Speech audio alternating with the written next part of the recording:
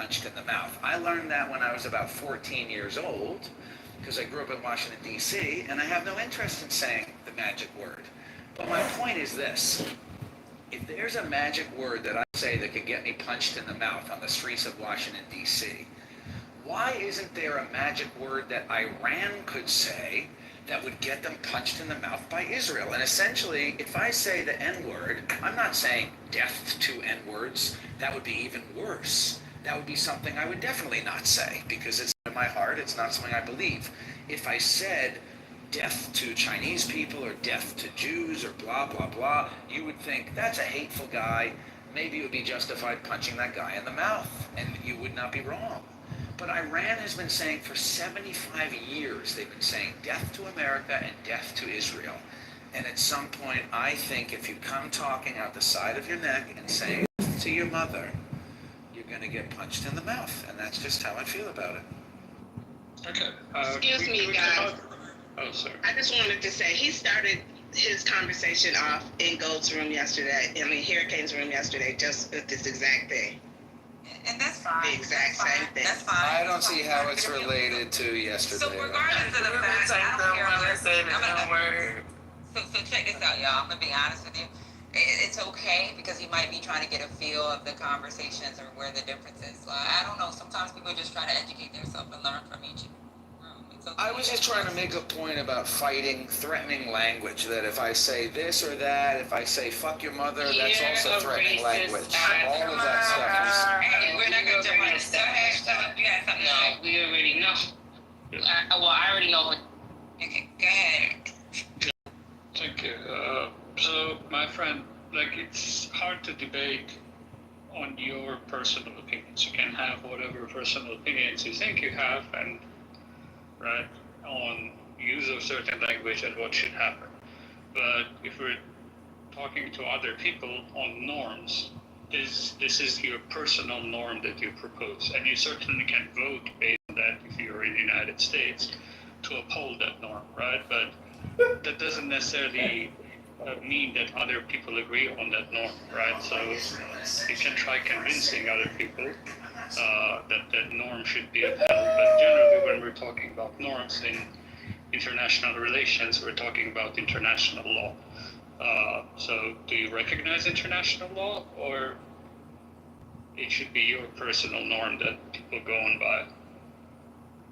Because, the conversation about personal... Is it legal for ideas nations to threaten each other with death? Is it international? Is there an international law that prohibits the use of language such as saying, death to the Philippines? Or what if I said, death to Germany, death to Germany? Or what if I said, death to the IDF, death to the IDF? What? What if I said, word to your mother? What if I said that? Wait, hold on, Emperor. Can I ask? Well, go ahead, Emperor. You answer it, then I'll ask. Okay, so threats of use of force are illegal under international law when they are uttered in state capacity, right? Certainly, that is norm that is not upheld. However, that doesn't mean that it justifies war, right? It doesn't. So they are prohibited, but doesn't mean that because they are prohibited, it justifies use of force in return. So it isn't illegal to say death too, right? As long as it doesn't incite some type of violence. Like, for example, if you look at what the Hutu leaders did during the Rwanda genocide, right? Since people always like to go back to Africa. Well, it isn't illegal to say the N-word either, but my point is it's antagonistic. But you asked You the question. say that if you reference the N-word one more time, I'm gonna curse you out and your mama. I'm telling you. That you're proving my point. You Fascinated with thank it. you. He kept saying it yesterday. He referenced I that didn't shit say- one I more didn't say it time. one I'm more time. cursing him and his mother out, I promise. Okay, my friend, will you respond to me at this point? Because I did think respond that to this you. is- I think that saying death to America is antagonistic language. Iran does not have access to a nuclear weapon, but they repeatedly say that their goal is to do death to America. And so I think that I was merely drawing a comparison. If I said something like, death to you, I think that would be offensive. I would never say death to you because I don't even know you and I respect you. Okay. I don't think wish the death move- upon you. But do you understand my point that saying death to America, death to Israel is antagonistic, threatening language? It's not And a the nation threat. of Iran, the leadership of the government of Iran has been using that threatening language for about 70 years. Okay, It's so not a threat. yeah, so Death to America is not a threat. No. Stop. Wishful thinking. Because I'm a Okay, well I believe that's disingenuous. That's quite disingenuous. Very disingenuous of you. my friend, so You guys are being disingenuous. Stop. Go ahead, Philip.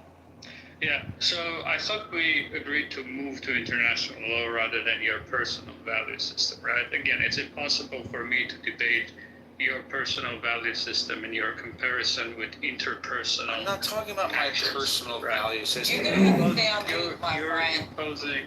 You're imposing an analogy, right, in interpersonal civil life that is also quite disruptive to the room, but that's another point, and of poor taste in my opinion. But you're imposing that metaphor to make a claim in international law. So either make the claim directly in international law or drop this, because we can't go on by your personal value system. Because again, if you hold that opinion, that is your business. You're just failing to communicate why those values are appropriate in this scenario whatsoever, and why people should think in those terms. And I want to say something too. You got to look at some of the policies that was imposed on Iran, right? And some of the things that we did. So if you look at how we supported a monarchist, right? The Shah, Reza, whatever. We exiled like certain opposition groups, right? Here comes back the Ayatollah. And then the sanctions and the threats, and then even supporting Saddam Hussein with these WMDs to attack what we perceived was our enemy. Like there was so many things that we have done in the past, as well as Israel, that with Iran having this death to America thing, they're looking at us like, what is their perception of the United States or even Israel when it comes to Middle Eastern affairs? Like, we're oppressors. The hypocrisy that we hold, and the control that we're trying to have over the Middle Eastern region. Like, their perception is their reality, right? And what our perception of how we implemented some of these policies is our reality. But now, are you aware that now we're talking about whether or not it's justified for them to say death to America? And you're saying from their perspective, it makes a lot of sense for them to say death to America, which I agree. From their perspective, we're the oppressor and death to America.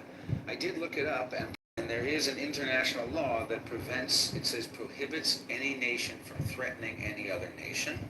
Now we're having an argument over whether or not it's a threat to say death to America. Obviously, if I said death to N-words, would that be a threat? So Would my that be a Say threat? it again, bitch. I'm telling you, I'm about to curse you out. You're proving my point by threatening. You proving my motherfucking point, you bitch ass cracker. The fuck is wrong with you? If you want to say the word, stand on business, bitch, and say it so I can curse you and your mother out, bitch. The fuck is wrong with you? I'm sick of y'all. In this bit, you just want to say something, say it. Say it. Say it. Cause I'ma wish death on you and your whole fucking family, you fucker. You motherfucker. Neurodivergent. So Yeah, you are neurodivergent, retarded. That's what you So are. that's where the context matters, right? When you're talking about whether it's legal or illegal, right? So when you're talking about some government leader saying death to America, that can be like a slogan, right? Or death to Israel, or but the context matters. Does it incite some type of violence? Has there been some type of genocide that ended up happening behind this? No. And that's why I brought up what happened with the Houthis in Rwanda, where they were actually they were using the slogan and at the same time inciting violence. That hasn't happened with Iran or Iran. And even with the attacks that Iran has made outside of the proxies, most of the attacks that they have made, they've given warning to the U.S. as well, right? So like we've got to be. So you're honest saying it's about- okay to say death to somebody as long as you've never attacked them and you don't ever actually attack them? As long as you don't incite violence. Like there's still a freedom of expression thing that's a problem, right? Yes, death to you. Wrong or right? Death Yeah, to your mother. Yeah, death to you. Okay, and again, Death to your the law. mother. With the cover. Hey, chill. We're not to your there. brother. Don't talk about it because you got like two, and they're not making sense. Go ahead, Philip. So, my friend, again, trying to have a good faith conversation despite all the, I don't know how to qualify it, but please try to have a good faith conversation, right? I mentioned the threat of use of force is prohibited under international law. But the next thing was that even if the threats of force are prohibited and they exist, so for the sake of argument, let's say there is a threat of the use of force, right? That doesn't justify automatically use of force by United States or Israel under international law. So do you have an argument to that? No, he just wants to say choice words. So you're saying if If Iran threatens the USA by saying death to America, and that is illegal under international law, that the USA does not have the right under international law to respond with force. Is that what you're saying? Correct. There are institutions. I would agree with that, but let me ask you one now. What if the international court of law is completely fucking co-opted by